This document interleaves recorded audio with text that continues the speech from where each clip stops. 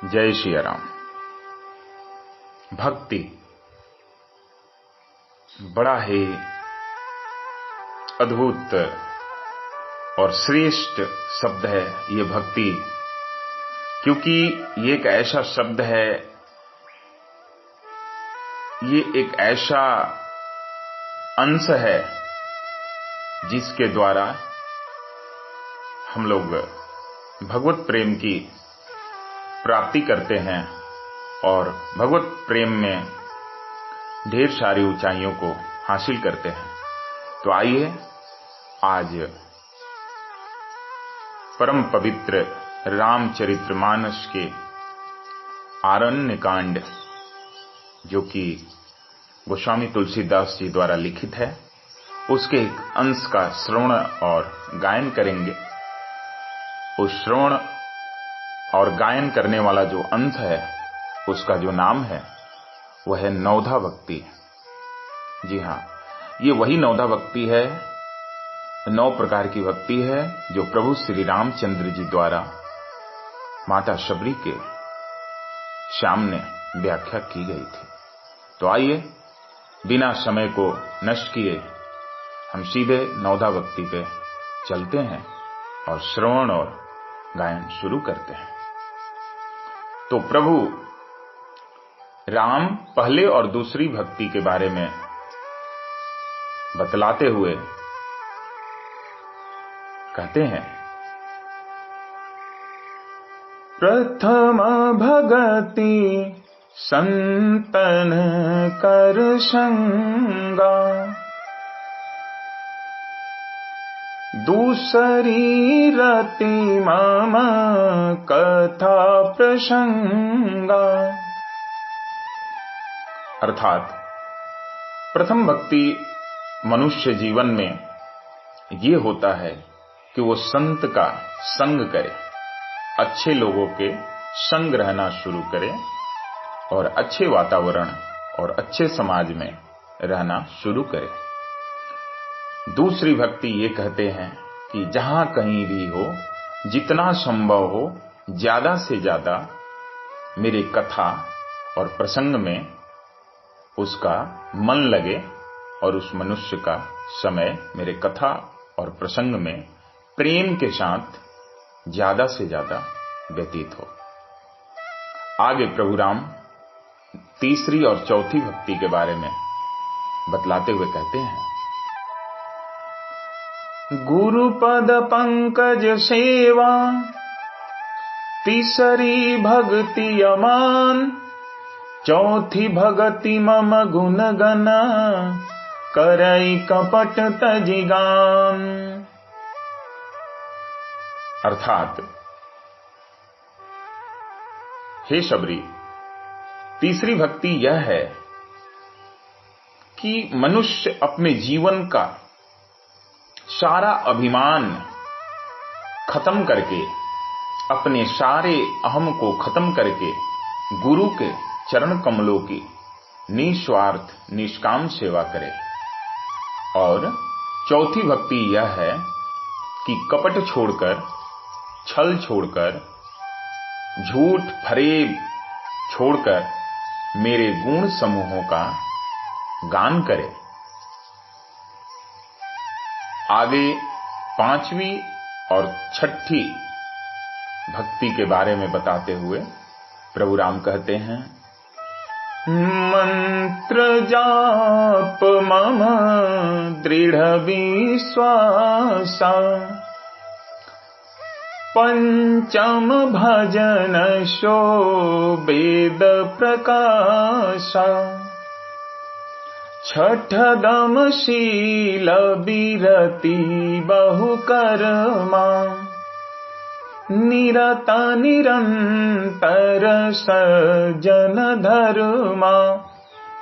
अर्थात मेरे नाम राम मंत्र का जाप और मेरे में दृढ़ विश्वास, यह पांचवी भक्ति है जो वेदों में भी प्रसिद्ध है।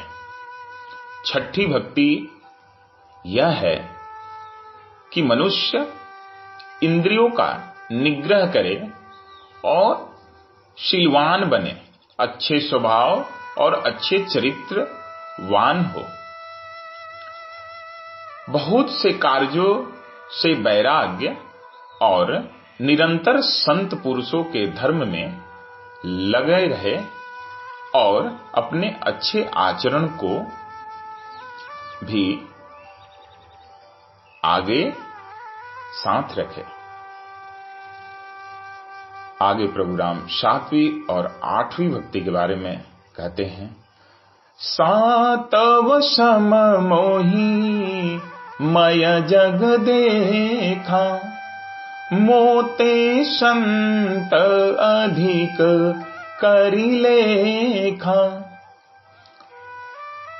आठव जथा लाभ संतोषा, सपने हूँ नहीं देखहि पर दोषा। 7वीं भक्ति यह है कि जगत भर को समभाव से मुझ में ओत प्रोत राम में देखे और संत को मुझसे भी अधिक करके माने। 8वीं भक्ति है कि जो कुछ मिल जाए, जितना कुछ उसके जीवन में मिला हो, उसी में भरपूर संतोष करे और स्वप्न में भी पराये दोषों को ना देखे, न चिंतन करे और न कहीं चर्चा करे। नवम सरल सब सन छलहीना, मम भरोसा ही हर्षन दीना।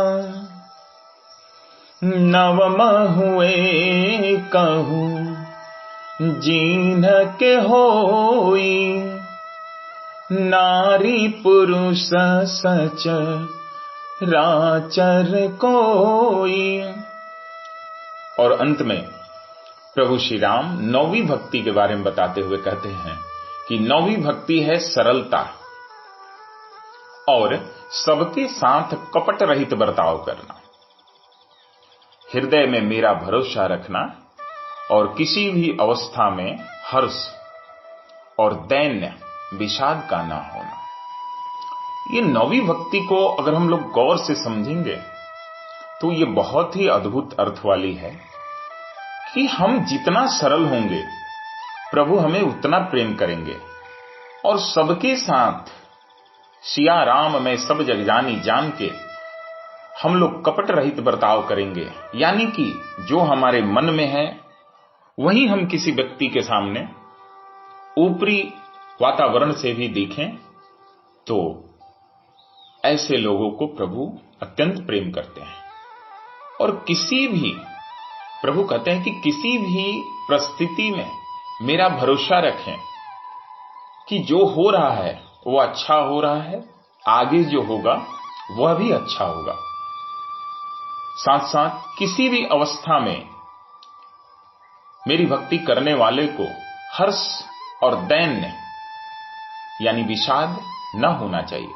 जैसा कि हम लोग के जीवन में होता है कि कोई ऊंचाइयों को पाते हैं तो हम अत्यंत हर्षित हो जाते हैं, ऐसा नहीं होना है अगर हम राम जी के भक्त हैं तो, या प्रभु के भक्त हैं तो। और कोई दुख अगर हमारे जीवन में आ जाता है तो उसमें दुख और विषाद को भी ग्रहण नहीं करना है, क्योंकि अगर राम हमारे हैं, हम राम जी के हैं, तो प्रभु जो करेंगे हमारे लिए अच्छा करेंगे। इसके साथ साथ प्रभु बहुत ही अद्भुत बात कही है जिसको मैं एक बार फिर दोहराना चाहूंगा।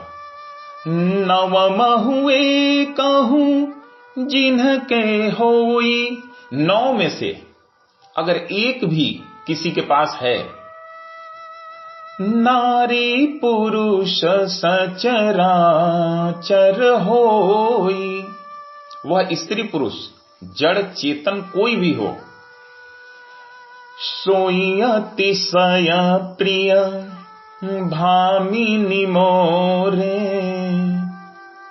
हे भामिनी, मुझे वही अत्यंत प्रिय है। जय श्री राम।